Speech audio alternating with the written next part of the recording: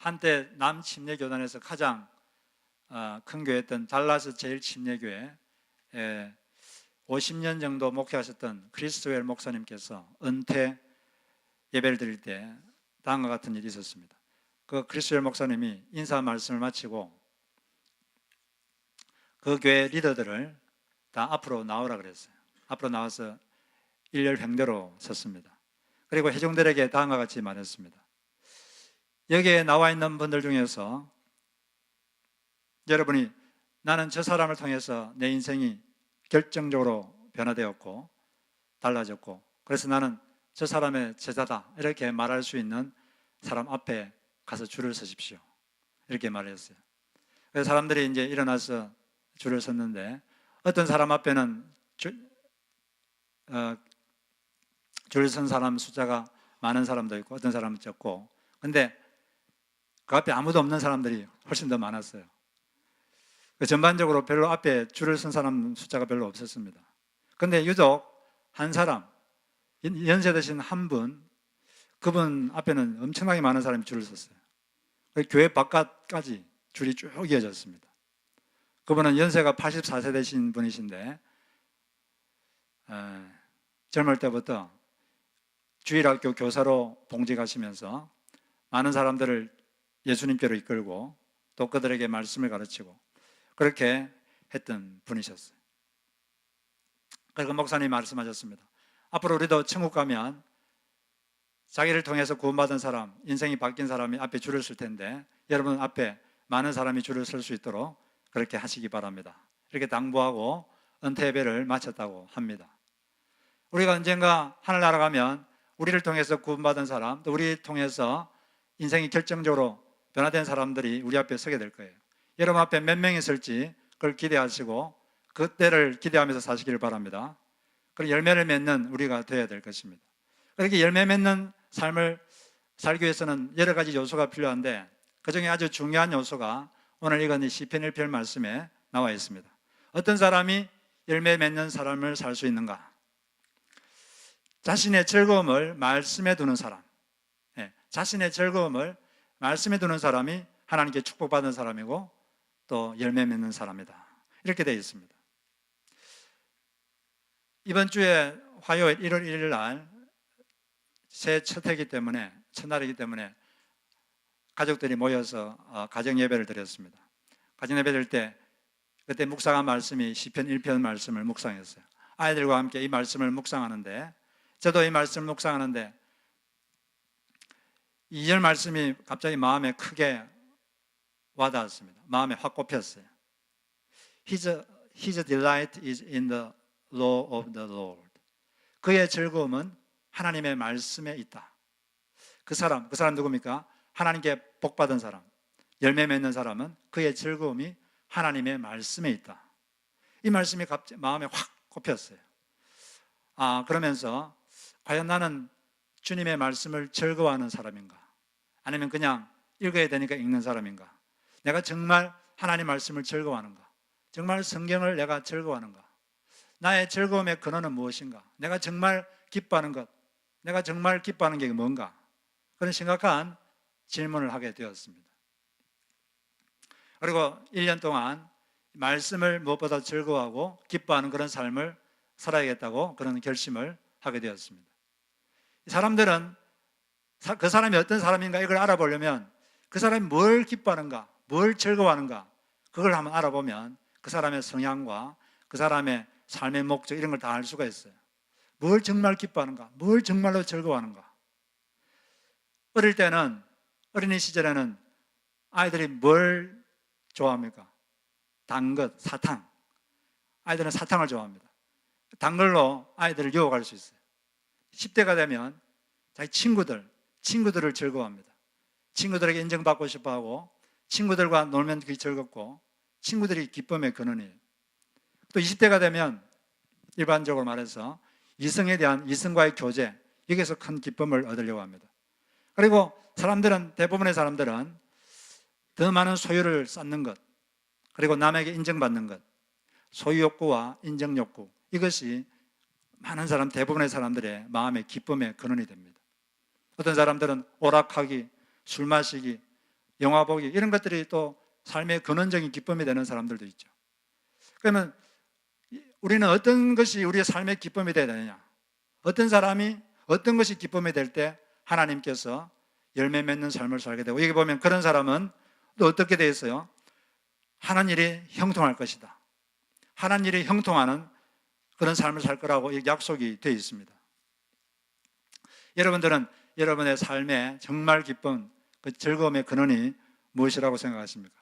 한번 곰곰이 생각해 보시고, 이 말씀처럼 이 하나님의 말씀, 성경이 삶의 기쁨이 되시기를 바랍니다. 그냥 단순히 그냥 성경을 보는 게 아니라 이게 너무 기쁜 거죠. 이게 기뻐서 주야로 묵상하고, 시간 남으면 이것을 묵상하고 외우고 또 암송하고, 그런 우리가 되어야 될 것입니다. 이 시편 1편은 이 사람을 나무에 비유하고 있어요. 나무나 사람이나 독립적으로 존재할 수가 없습니다. 나무는 혼자 독립적으로 존재할 수가 없고, 외부에서 뭔가를 받아야 존재할 수가 있어요. 외부에서 물을 공급받아야 됩니다. 그리고 태양을 받아야 돼요. 그래야지 살 수가 있어요. 중요한 건 물이죠. 물이 없으면 나무는 존재할 수가 없습니다. 마찬가지로 사람도 독립적으로 존재할 수가 없어요. 사람은 폐가 비어 있는데 이 폐에 뭐가 차야 됩니까? 외부에서 산소가 들어와야 돼요. 그리고 위장이 비어 있는데 위장은 외부에서 음식이 들어와야 됩니다. 그래야 살 수가 있어요. 사람은 또 몸만 있는 게 아니라 영혼이 있죠. 영혼이 비어 있습니다. 그 영혼에 외부에서 뭐가 들어와야 그 존재가 차게 됩니까? 예수 그리스도를 영접해야 돼요. 그럴 때 주님께서 우리 속에 들어올 때 그 영혼은, 그 사람은 찬 사람이 되는 것이죠. 그런데 예수 그리스도를 영접한 다음에도 예수 그리스도가 그 사람에 가득 채워지려면 예수님의 말씀, 주님의 말씀을 마음에 채울 때 그것이 그 사람의 삶을 채우게 되는 것입니다. 그래서 우리는 이 말씀을 채울 때 주님을 채우게 되는 거죠. 말씀을 우리를 꽉 채워야 돼요. 그리고 시편 1편에 보면 열매 맺는 나무가 어떤 나무냐? 나무 이름이 나와 있지 않습니다. 소나무인지 사과나무인지 귤나무인지 배나무인지 나무 이름은 없어요. 그런데 어떤 나무가 열매를 맺느냐? 물하고 연결된 나무, 이 생명과 연결된 나무가 열매를 맺는다. 사람도 마찬가지로 사람도 다 달라요. 재능도 다르고 모양도 다르고 성격도 다르고 성장 배경도 다르고 다 다릅니다. 어떤 사람이 열매를 맺느냐? 키 큰 사람이 열매를 맺느냐? 키 작은 사람이 열매를 맺느냐? 그게 아니죠. 어떤 사람이 열매를 맺습니까? 주님과 연결된 사람, 그 사람이 열매를 맺는 것입니다. 우리는 다 열매를 맺고 싶어요. 열매. 먼저 성품의 열매를 맺고 싶습니다. 성품이 자꾸 변화되었으면 좋겠어요. 더 사랑하고 더 인내하고 더 절제하고 그런 사람이 되고 싶습니다. 예수를 닮고 싶습니다. 또 전도에서 전도의 열매를 맺고 싶습니다. 그런데 우리가 자기가 노력한다고 이 열매가 맺히지 않아요. 성품을 내 힘으로 바꾸려고 한다고 이 바뀌지가 않습니다. 언제 바뀌느냐? 언제 열매를 맺느냐? 이 생명의 근원과 연결될 때, 연결되어 있으면 열매를 맺어요. 예수님도 포도나무가 열매를 맺으면, 포도가지가 열매를 맺으려면 어떻게 해야 되겠어요? 포도가지가 막 열매 맺으려고 낑낑거린다고 열매 맺는 게 아니고 나무에 딱 붙어 있으면 저절로 열매가 맺힌다. 이렇게 되어 있습니다. 우리가 그 열매를 맺으려면 열매 맺으려고 노력할 게 아니라 뭘 위해서 노력해야 될까요? 주님께 붙어 있으려고 노력해야 돼요. 붙어 있으면 열매가 저절로 맺히는 거예요. 포도가지는 열매 맺으려고 낑낑거리고 그러지 않습니다. 그냥 포도 줄기에 딱 붙어 있으면 그 포도 줄기에서 영양분이 쫙 흘러들어서 저절로 열매가 맺히는 거예요. 우리도 예수님께 딱 붙어 있으면 열매가 저절로 맺힙니다. 예수 그리스도의 성품이 흘러들어오고 그분의 능력이 흘러들어와서 열매가 저절로 맺히는 거예요.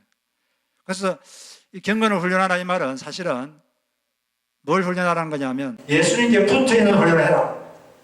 예수님께 붙어있는 훈련, 예수님께 연결되는 훈련을 하라 그 말입니다. 기도로 좀 붙어있어라. 말씀으로 좀 붙어있어라. 예배로 붙어있어라. 순종으로 붙어있어라. 성도와의 교제를 통해서 예수께 좀 붙어있어라. 붙어있으면 그러면 그거로 통해서 이 힘이 나와서 저절로 너희들이 열매가 맺히게 될 것이다. 그래서 우리가 이 열매 맺는 삶을 살려면 예수님께 딱 붙어 있어야 되는데 붙어있는 가장 좋은 방법 중에 하나가 오늘 이 말씀 보니까 말씀을 마음에 확 채워넣는 거예요. 말씀을 즐거워할 때 그때 그 말씀이 여러분에게 힘을 주는 것입니다. 반면에 또 반대로 되는 사람이 있는데 이 시편일편에 보면 이 두 종류 사람이 있죠. 의인이 있고 악인이 있는데 의인은 복 있는 사람 그리고 악인은 뭐 교만한 사람, 죄인 이렇게 또 되어 있는데 의인과 악인이 있습니다. 악인은 어떤 사람이냐? 의인은 의인의 길은 하나님이 인정하시지만 악인들의 길은 결국 망한다. 당장은 뭐 괜찮은 것 같은데 결국 망해요. 어떤 사람이 악인이냐? 특히 구약 성경에서 악인이라는 말이 많이 나오는데 어떤 사람은 악인이라고 그러냐?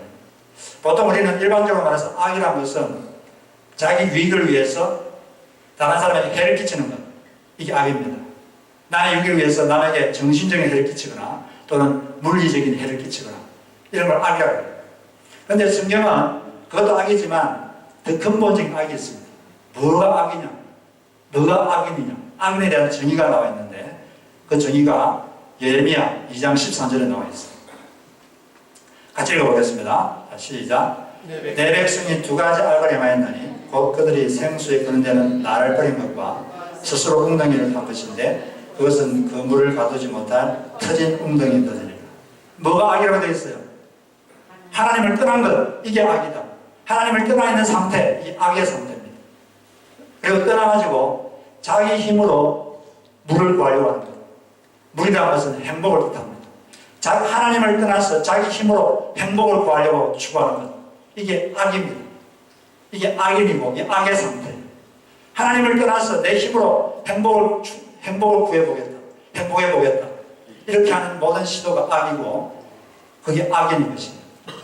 악인이라는 것은 하나님을 떠나 있는 사람, 이게 악인이고, 그 결과 이 근본적인 악을 가지고 있으면 여러 가지 파생적인 악이 생기죠.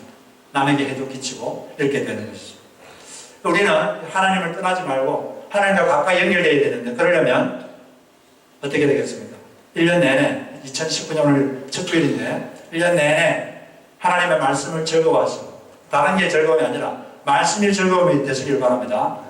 제가 어떤 집사님 간증을 들었는데 이분이 누군가에서 도전을 받아서 하루에 10장씩 이 성경 말씀을 듣고 요즘 스마트폰에 들리는 성경이 많잖아요. 그걸 듣고 또 그걸 또 읽고 성경을 열심히 이렇게 읽고 듣고 그렇게 하셨다고 합니다. 근데 그렇게 하다 보니까 자기도 모르게 영의 힘이 강해져서 이전 같았으면 짜증낼 수도 있었던 그런 상황인데 자기도 모르게 오히려 그 사람에게 잘하게 되고 마음이 짜증이 안 나고 오히려 마음이 온유해지고 그 사람에게 잘해주게 되고 이렇게 신기한 체험을 했다고 합니다. 그 읽은 말씀이 뭐 그런 상황과 직접 연결되는 말씀도 아닌데 그 말씀을 읽으니까 자기도 모르게 영의 힘이 강해져서 그런 상황을 이기고 주의 말씀대로 살 수 있는 그런 힘이 생겼다. 그런 신기한 체험을 했다고 하는 간증을 들었습니다. 맞습니다. 이 말씀이란 건 이 하나님의 기운이 여기 들어있어요. 이 성경은 그냥 책이 아닙니다. 이 속에는 이건 영적인 글이고 이 속에 하나님의 기운이 들어있어요. 이걸 접하고 이걸 듣고 그러면 이 속에 하나님의 기운이 여러분 속에 들어오는 것입니다. 그래서 여러분의 영혼이 그때 강해지는 거예요. 사람은 영혼이 강해지려면 이 말씀을 가까이 해야 돼요. 말씀을 가까이 하려면 영은 자꾸 힘이 빠집니다. 자꾸 힘이 빠지고 육이 자꾸 올라오고 육성이 올라오고 죄성이 올라오고 자기도 모르게 그렇게 되는 거예요. 말씀을 가까이 해서 영의 힘이 강해지고 영력을 강화시키는 2019년이 되시기를 바랍니다. 그러니까 이 말씀을 가까이 하면은 이 말씀이 즐거움이 된 사람은 두 번째로 주님의 생각을 선택하게 됩니다. 이 사람은 생각을 선택해야 됩니다. 근데 말씀이란 건 하나님의 생각입니다. 하나님의 생각, 하나님의 뜻, 이게 기록된 게 성경 말씀이에요. 이 사람이란 건 이 여러 가지 생각이 있는데 그 중에 어떤 생각을 취하느냐, 이게 따라서 인생이 달라집니다. 복 받은 사람은, 복 있는 사람은 악인의 꾀를 쭉 따르지 않는다, 이런 말이 되어 있는데, 이게 무슨 말입니까?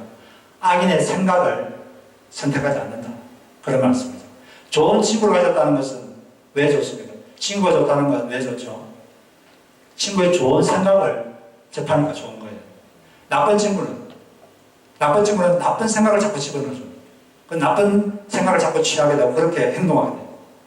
그래서 좋은 친구가 옆에 있으면 좋은 거죠. 우리는 이 생각을 잘해야 되는데 로마서 8장 6절에 보면 육의 생각은 육신의 생각은 사망이요 영의 생각은 생명과 평안이다 이렇게 되어 있습니다. 육의 생각이 있는데 육적인 생각을 하면 사망의 세력이 그 사람을 장악하게 됩니다. 그 사람 삶은 점점 사망의 힘이 강해지게 됩니다. 그러나 영의 생각을 취하면 그 사람 삶 속에 생명과 평안의 영 성령께서 그 사람의 삶을 지배하게 됩니다. 어떤 생각하느냐 이게 그 사람 인생을 결정합니다.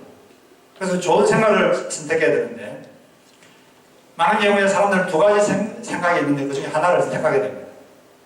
예를 들어서 하와의 경우도 두 가지 생각이 그 앞에 놓여 있었어요. 하나님께서 하와한테 말씀하셨습니다. 너에게 많은 자유를 주지만 한 가지를 지켜라. 동산 중앙에 있는 이 나무의 실과는 먹지 마라. 먹으면 반드시 죽는다. 이 실과는 너와 내 사이가 어떤 관계인지를 표현하는 것이다. 나는 창조주고 너는 피조물이고 너는 나에게 순종해야 되는 존재다. 이 나무를 통해서 내가 그것을 테스트하겠다. 너는 나에게 순종해야 되는 존재임을 기억해라. 그런 의미에서 이제 이 나무를 먹지 말라고 그랬어요. 그런데 또 다른 생각을 가진 존재가 있었습니다. 사탄이 뱀의 모양으로 나타나서 다른 생각을 확 집어넣었어요. 먹어라. 절대 안 죽는다. 우리 먹으면 너 인생이 더 잘 된다. 더 행복해진다. 하나님에서 독립해라. 뭘 하나님 말씀 듣느냐? 불신종이다. 오히려 더 잘 된다. 선을 넘어라. 하나님의 권위를 침해해라. 그러면 네 인생이 더 자유로워진다. 더 행복해질 것이다. 선을 넘어라. 하나님께 불신종해라. 내가 하고 싶은 대로 해라. 이 두 가지 생각 중에서 하와는 사탄의 생각을 딱 선택했습니다. 생각을 딱 선택하는 순간 행동이 나왔고 행동의 결과 망했죠. 그런 그는 이제 죽게 되고 영적으로 즉시 죽게 됐고 나중에 몸도 죽게 됐습니다. 우리는 이 생각을 잘해야 돼요. 생각을 선택해야 되는데 또 창세기에 보면 리브가라는 여인이 있는데 이 리브가도 두 가지 생각 중에서 하나를 선택했어요. 원래 리브가가 이삭이 40세 때 결혼을 했습니다. 그런데 이삭이 60세가 될 때까지 임신을 못했어요. 그래서 이삭이 간절히 기도했습니다. 그러니까 리브가에게 임신이 됐어요. 임신했는데 쌍둥이가 임신됐어요. 임신했는데 이 쌍둥이가 뱃속에서 서로 막 다툽니다. 너무 당황해서 리브가가 하나님께 가서 여쭈었어요. 하나님 왜 이런 일이 생깁니까? 그때 하나님께서 말씀하셨습니다. 하나님의 생각, 하나님의 뜻을 말해줬죠. 그때 이렇게 말했죠. 두 국민이 내 뱃속에 있구나. 두 민족이 내 태중에서 나누어질 것이니 한 민족이 다른 민족보다 강할 것이니 형이 동생을 섬기리라. 형이 동생을 섬기리라. 동생이 장자권을 갖게 될 것이다. 이렇게 미리 말씀하셨어요. 아직 태어나지도 않았는데 여기에서 예정론이 나오죠. 선택의 교리가 여기서 나오는데 하나님께서 선택해서 동생이 장자권을 가질 것이다. 이런 말씀하셨어요. 장자권은 왜 중요하냐? 장자가 되면 재산을 갑절로 받습니다. 재산을 더 많이 받게 되고 또 가정의 큰 일을 결정할 때, 대소사를 결정할 때 주도권을 쥐게 됩니다. 그리고 무엇보다 영적으로 보면 구원 역사에서 주도권을 갖게 되는 그런 일을 하게 되죠. 그런데 이제 리브가는 야곱을 되게 사랑했어요. 야곱이 이삭 아버지로부터 장자의 축복을 받았으면 좋겠다. 이런 생각을 했습니다. 그런데 하나님이 미리 말씀하셨잖아요. 동생이 장자권을 가질 것이다.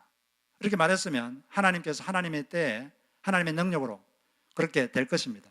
동생이지만 장자권을 하나님이 주게 될 텐데 리브가는 진득하게 그 하나님의 때를 기다리지 못했어요. 기다리지 못하고 내 힘으로 야곱이 장자의 축복을 받도록 해야겠다. 그래서 어떤 방법을 썼냐 하면 속임수와 거짓말 이걸 가지고 아버지로부터 장자의 축복을 받아내려고 했어요. 그리고 받아냈고 이삭의 눈이 어두운 걸 이용해서 야곱을 변장시켜가지고 에서로 변장시켜가지고 거짓말로 속임수로 그렇게 이삭으로부터 장자의 축복을 받았습니다. 그 결과가 어떻게 됐습니까? 가정이 풍지박산이 됐어요. 야곱과 에서는 서로 원수가 됐고 그리고 그 이후로 리브가는 이 에서가 야곱을 죽이려고 했기 때문에 야곱이 도망갔습니다. 저 리브가의 그 고향으로. 그 이후로 리브가는 사랑했던 막내 아들을 더 이상 볼 수가 없었어요. 하나님께서 이 하나님 말씀을 통해서 하나님의 생각, 하나님의 뜻을 말했으면 하나님께서 하나님의 때, 하나님 방법을 할 텐데 조급해져가지고 그냥 속임수와 거짓말로 그런 식으로 하려고 하니까 인생이 풍지박산이 됐죠. 물론 하나님은 자기의 주권적인 뜻을 이루셨습니다. 그러나 그 중간 과정이 아주 힘들었죠. 이 탈무드에 그런 말이 있어요. 성경을 읽기 위해서 촛불을 훔치지 말라. 그런 말이 있는데 좋은 목적이 있다고 방법을 함부로 하면 안 된다는 거죠. 그런데 리브가는 성경을 읽으려고 촛불을 훔쳤습니다.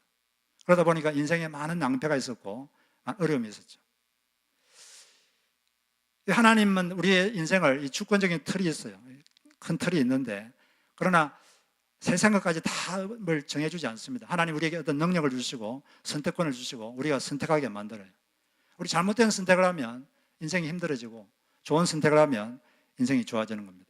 그래서 우리가 끊임없이 우리 속에 여러 가지 생각들이 나는데 좋은 생각을 선택하시길 바랍니다. 좋은 생각을 선택하려면 하나님의 생각이 기록되어 있는 이 성경을 가까이 접해야 돼요. 그래야지 영의 생각을 선택할 수 있고 육신의 생각을 버릴 수가 있습니다. 그런데 이 하나님의 생각이 있는 이 말씀을 가까이 하지 않으면 자꾸 육신적인 생각이 들어와서 육신적인 생각을 하게 되고 그 생각대로 행동하게 되고 그렇게 되는 것입니다. 링컨이 이런 말을 한 적이 있어요.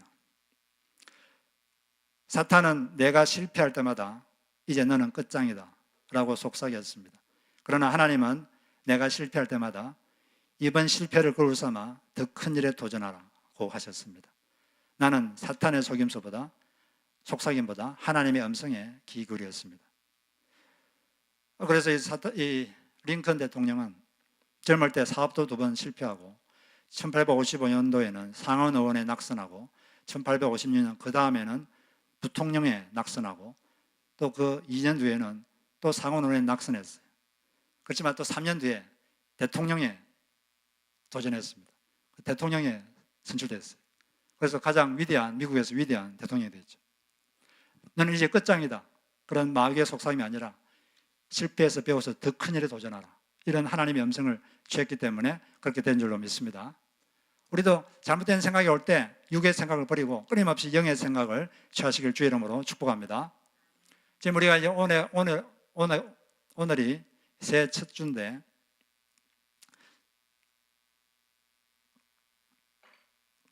이 새해를 시작하는 지금 우리는 2018년 과거의 잘못, 과거의 실패, 과거의 아픔 이걸 버릴 줄 알아야 돼요.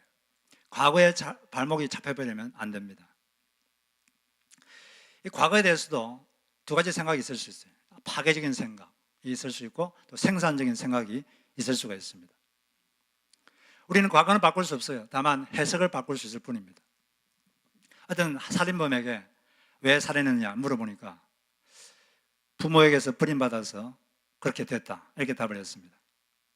부모에게 버림받았기 때문에 정상적인 가정에서 자라지 못했기 때문에 살인범이 된 것이니 본인은 잘못이 없다는 거죠. 다 그 과거에 그것이 내 잘못은 없다. 그런 식으로 말을 했다고 합니다. 그렇지만은 부모에게 버림받았다고 다 살인범 되는 게 아니죠. 부모 버림받아가지고 살인범 되는 사람도 있지만 오히려 그런 고통을 겪었기 때문에 다른 사람에게 이런 고통을 더 이상 겪지 말도록 해야겠다 이렇게 생각하고 부모 없는 사람들을 돕고 그 사람이 자립할 수 있도록 돕는 사람들도 많습니다. 그 과거의 경험에 대해서 어떻게 행동하냐 이것은 자기가 선택하기 나름이에요. 어릴 때 엄마가 나 혼자 두고 일 나가는 바람에 내 성격이 어두워진 것입니다. 나에게는 잘못이 없습니다. 전부 다 엄마 잘못입니다. 이렇게 하면 되겠습니까? 다 남 탓하고 환경 탓하고 과거를 탓하면 변화되는 건 아무것도 없습니다. 그렇게 탓한다고 뭐 변화되는 게 있습니까? 본인만 괴로울 뿐이죠. 우리는 과거의 잘못, 과거의 아픔이 현재를 불행하게 만들고 또 미래를 불안하게 만드는 그런 일이 없도록 해야 될 줄로 믿습니다. 현재 내가 할 수 있는 일, 거기에 집중하는 거죠. 이 심리학에는 2 흐름이 있는데 프로이트는 인간은 과거에 축적된 리비도, 이게 성욕인데 리비도의 지배를 받아 행동한다고 주장했습니다. 그렇기 때문에 인간을 규정하는 것은 과거의 힘으로, 자기 힘으로 미래를 바꿀 수 없다. 이게 프로이트의 기본적인 이론입니다. 근데 여기에 정면으로 반대한 사람이 있어요. 그 누구냐면 아들러라는 사람인데, 그분이 이렇게 말했어요. 인간은 유전이나 성장 배경이나 환경이 결정하는 것이 아니다. 인간은 미래에 달성하고 싶은 목표를 정하면 그 목표에 따라 스스로 행동을 결정할 수 있다. 자기 의지로 언제든 자기를 바꿀 수 있다. 이렇게 주장했습니다. 현재는 아들의 이론이 훨씬 더 강하게 받아들여지고 있습니다. 물론 과거의 아픔도 치유가 필요하죠. 과거의 아픔에 치료가 필요한데, 그러나 더 중요한 건 지금 현재 내가 어떤 선택을 하느냐, 어떤 목적을 가지고 그 목적을 이루기 위해서 어떤 선택을 하느냐, 이게 훨씬 더 중요한 것입니다. 우리가 이 새해인데 우리가 좋은 선택을 해야 되죠. 이 세계적으로 유명한 방송인 중에 오프라 윈프리라는 여인이 있습니다. 이분은 과거에 아주 상처를 많이 받은 자매입니다. 여자로서 겪을 수 있는 아픔은 거의 다 겪어본 사람입니다. 사생아로 출생했어요. 아버지가 누군지도 모릅니다. 그리고 아주 가난했습니다. 그리고 성폭행을 여러 번 당했어요. 그리고 그러다가 원치 않은 임신을 했습니다. 그리고 또 아주 비만했어요. 그런데 결국 이 자매는 이걸 다 극복하고 아주 전 세계에 좋은 영향을 끼치는 사람이 됐죠. 그런데 이분이 자주 하는 말이 뭐냐면, 자기에게도 말하고 또 남에게 권면할 때 이런 말을 자주 한다고 합니다. So what? So what이 뭐죠? 그게 뭐가 중요하냐? 과거가 뭐가 중요하냐? 이미 지나간 것이다. 지금 현재 내가 어떻게 하느냐, 이게 중요한 것이다. 과거가 뭐가 중요하냐? 과거 이미 지나가 버렸는데 어떻게 해볼 수도 없는데 So what? 지금 현재 내가 뭘 할 수 있는가? 지금 현재 내가 뭘 할 수 있는가? 그걸 생각해라. 이렇게 그분은 계속 자기한테 말했고, 또 남에게 권면할 때도 계속 그런 말을 한다고 합니다. So what? 과거가 뭐가 중요하냐? 지금 현재 네가 할 수 있는 일, 할 수 없는 거 생각하지 말고 지금 현재 할 수 있는 일이 뭔가, 지금 현재 할 수 있는 일, 그걸 해라. 그럴 때 미래가 바뀐다. 과거에 뭐 있으면 아무것도 되지 않는다는 거죠. 그래서 과거에 대해서 자꾸 죄책감이 생기고 과거가 아프고 그럴 때마다 So what? 그게 뭐 중요하냐? 이렇게 여러분에게 스스로 말해보시기를 바랍니다. 우리가 지금 이 새로 시작하는 이때 우리가 붙잡아야 될 말씀이 있는데, 빌립보서 3장 13절 14절, 이 말씀을 좀 요약하면 이렇습니다. 형제들아, 나는 오직 한 가지만 하노라. 즉 나는 뒤에 있는 것은 잊어버리고 앞에 있는 것을 잊어버리고 폿대를 향하여 그리스도 예수 안에서 달려가노라. 바울은 나는 한 가지만 한다. 그게 뭐냐? 뒤에 있는 것은 잊어버리겠다. 그리고 앞으로 목표를 정해서 앞으로 달려간다. 자기는 이것만 하겠다는 거죠. 우리도 뒤에 것은 잊어버리고 목표를 정해서 앞으로 달려가시기를 바랍니다. 과거에 좋았던 일은 감사하고 잊어버리세요. 과거에 실패했던 것은 배운 후에 잊어버리십시오. 그리고 과거의 아픔은 용서하고 잊어버려야 됩니다. 잊어버리지 않으면 과거에 발목이 확 묶여가지고 앞으로 전진을 못해요. 강영훈 씨는 14살 때 축구공에 맞아가지고 눈이 멀었어요. 눈을 못 보게 됐습니다. 이미 아버지는 돌아가셨고 어머니도 그 충격으로 돌아가시고 누나도 과로로 돌아가시고 두 동생만 남았어요. 여러분이 그런 케이스면 어떻게 되겠습니까? 아무도 없고 가난하고 동생 남아있고 자기는 어린애고 일정 기간 동안 아주 괴로웠고 또 하나님이 나를 버렸구나 이런 마음 때문에 되게 고통스러웠습니다. 그런데 어느 날 어떤 목사님을 통해서 하나님의 생각을 접하게 됐어요. 어떤 말씀을 통해서 하나님의 생각을 탁 접했습니다. 그 어떤 말씀이냐면 고린도후서 12장 8절, 공동번역으로 그가 읽었는데, 나는 그 고통이 내게서 떠나게 해주시기를 주님께 3번이나 간청했습니다. 그러나 주님께서는 너는 이미 내 은총을 충분히 받았다. 내 권능은 약한 자 안에서 완전히 드러난다 하고 번번이 말씀하셨습니다. 그래서 나는 그리스도의 권능이 내게 머무르도록 하려고 더없이 기쁜 마음으로 나의 약점을 자랑하려고 합니다. 그래서 그는 자신의 약점, 자기가 장애인인 것, 이걸 통해서 하나님의 강함을 보이겠다고 결심을 했습니다. 그 당시에는 명인들은 하는 직업이 주로 국어라든지 아니면 안마하든지 두 개가 직업이었어요. 그런데 이분은 그때 기도하면서 이런 결심을 합니다. 나는 한국에서 명인으로서 최초로 박사학위를 받는 사람이 되겠다. 이런 새로운 목표를 정했어요. 그리고 그렇게 해달라고 하나님께 기도했고 열심히 노력했어요. 그러니까 하나님께서 주변에 돕는 사람들을 막 붙여주셨어요. 그래서 미국에 유학 와가지고 결국 미국에서 교육학 박사를 받아서 한국인으로 최초로 명인으로서 박사학위를 받았습니다. 그리고 백악관 장애위원회 차관보가 되셔서 많은 장애인들에게 많은 유익을 끼치고 그런 삶을 사셨죠. 우리가 이 과거의 일을 잊어버려야 돼요. 그런데 이 과거의 일을 잊어버리기가 힘들지만 그 중에 과거의 아픔, 과거에 어떤 받은 상처가 있을 때 이게 잊기가 쉽지가 않습니다. 어떻게 하면 이 과거의 아픔을 잊을 수 있느냐? 간단하게 4단계로 한번 살펴보면, 먼저 첫째는 과거의 아픔을 치유하려면 자기 아픈 감정을 드러내고 표현을 해야 돼요. 이걸 드러내지 않으면, 감정을 표현하지 않으면 이 감정은 치유되지 않습니다. 이걸 드러내야 되고 표현을 해야 돼요. 드러나는 것마다 빛이니라. 드러내면 그게 빛이 됩니다. 표현하지 않으면 병이 돼요. 마음에 아픔이 있는데 이걸 드러내지 않고 표현하지 않으면 이 사람의 성격에 따라서 2가지로 이렇게 나타나요. 성격이 조용한 사람은 과거의 아픔을 제대로 치료를 못하면 침체됩니다. 우울해져요. 그리고 의욕을 잃어버립니다.